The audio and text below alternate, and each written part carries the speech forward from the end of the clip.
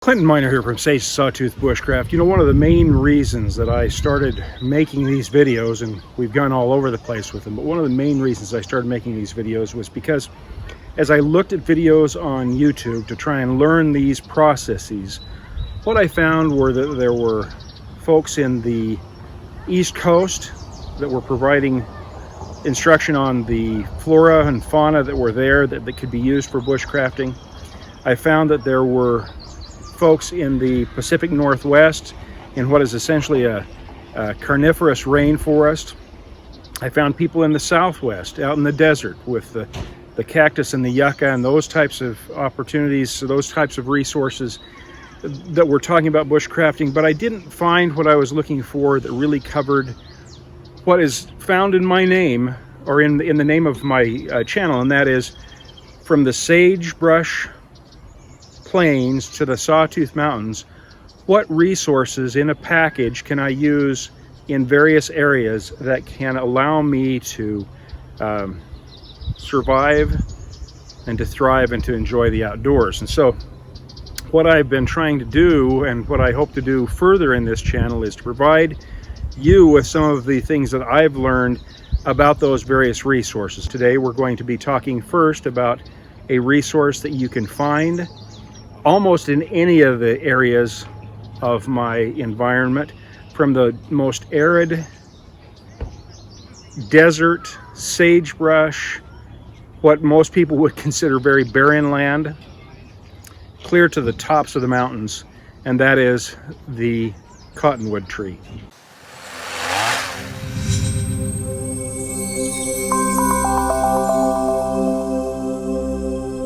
Down again on the banks of the Boise River, looking at some resources in fire starting that we're going to be talking about in a number of ways. The first of those is this great tree behind me. It's a cottonwood tree. It is something that, at least in the western part of the United States, grows along any water, flowing water, any creek or river or stream. And it provides a number of things. One of the things, just kind of a little side note that doesn't have anything to do with fire, is the fact that in the journals of Lewis and Clark, they talk about the fact that when it's time in the winter and where there isn't any feed for the horses, they actually just simply chop down these cottonwood trees, and the horses winter on cottonwood bark all winter, and according to the journals say they fare none the worse. And so it is a resource that way. It is a resource in the primary way that we're going to be looking at today is in the inner bark. That inner bark can be used to make cordage. It also is a great fire starter or a tinder that we can use in this. What I have here is this dead branch, and we don't even need to take the branch off. We've got this bark that's around this dead branch, comes off fairly easily, and it is here the outer bark of this is really not much use, but you see this inner bark is very, very fibrous. As I pull it away from the outer bark, you can see that what I'm getting is something kind of like what the Easterners get out of a tulip poplar. Now, I don't think it's quite as good for making rope, although you can make some very good cordage out of it, but it is very good as a tinder in your fire starting. So I'm just pulling away that outer bark and cleaning it up a little bit, and we'll get just a little bit of this, and we'll use it then as our tinder as we build, or as we start a fire with our fire methods. And I've just simply pulled away the outer bark, and I'm left with those fibers that, when they're processed just a little bit, you can see are very fine. You can get them even more fine than that, and will take an ember and do quite well. So that's a resource from this, the inner bark of the cottonwood tree. Again, the green bark can be fed to the horses. The inner bark can start fires or make cordage. Great resource. I'm going to show you one more thing that comes off from this cottonwood that is also very helpful in the fire starting process. It's mid-June, actually late June in the Boise Valley, in the Treasure Valley. I'm 30 miles from Boise, along the Boise River, and what I've focused down on that you may not be able to see until I pick some of it up is the reason that these are called cottonwood. Right here we have the seed pods of the cottonwood, and they are the bane of my existence as far as my allergies, but a real resource as far as flash timber and tinder, and we're going to be looking at that. This is a part of the process they use to spread their seeds, and we're going to just gather some of that. It is everywhere. Some places it's looks like almost like carpeting. It is so dense, and we'll gather up some of that and see how it takes a spark, see how it works as far as some flash tinder. All right, I'm back. Didn't go to the tailgate. This beautiful boulder to keep people from driving down the road provides us with a good surface. Hopefully you'll be able to see. One of the things we're going to do is just see how it accepts a spark. I'm going to use one of my ferrocerium rod off from one of my Fatwood ferrocerium rods, and we'll just see what it does as far as flash tinder, as far as whether it'll accept a spark.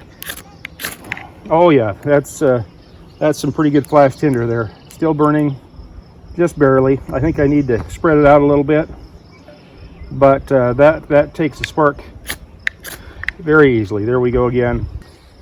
So we've shown how we can get a flame from that flash tinder. You're going to have quite a bit of it because it burns so quickly. Maybe you make a nice spread of it.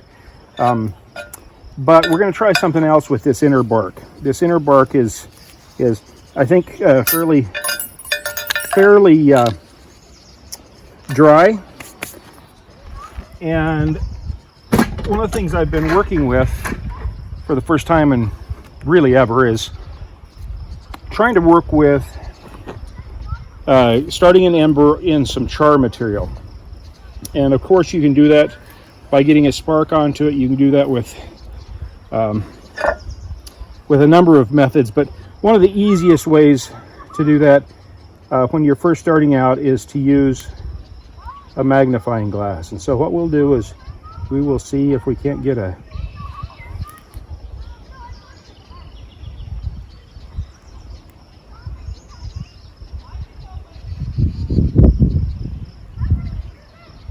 good beam going there.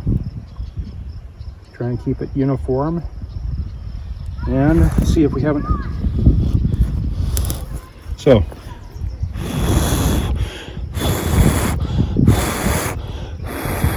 see, I've got a good ember going there on that char material. This char material is just some punk wood off from a piece of willow that had rotted. I collected. You saw that I had it sitting there for a fairly significant period of time. It looks like it's out, but it really isn't. It's still burning. You've got some time to work with things. So I've put together a little bird's nest here, a bird's nest of some of that inner bark from the cottonwood, and the wind has helped me keep this alive. You see, hopefully you can see that that's still hot. So now I've got my ember. I'll place it into the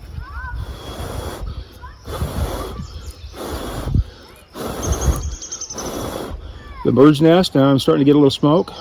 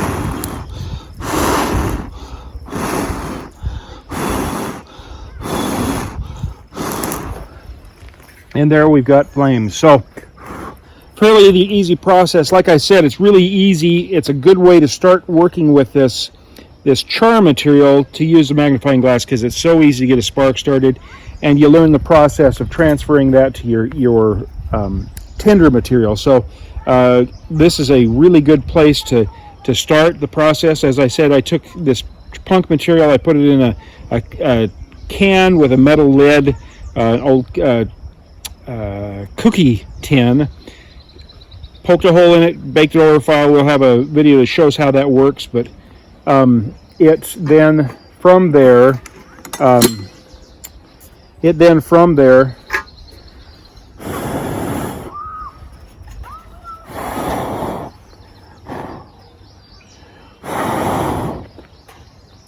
here's our flame. I just wanted to make sure you saw that we actually got that to burn. So what I did is I simply baked that in a fire. What happens is, out of that hole that you've placed in the cane, you get a jet of wood gas that is burning. It's a jet of flame that sticks out. And when that flame burns out, you know that you've burned up the oxygen, and the process is complete, that you now have charcoal. And that charcoal then is a smokeless fuel that you can use, but it's also a great fuel to accept those sparks, or, as we did in this situation, use to start a fire with the magnifying glass. Now, I've been talking here for quite a while. You've seen the various things I've done. Haven't done anything, haven't blown on this since I had it in that tinder material.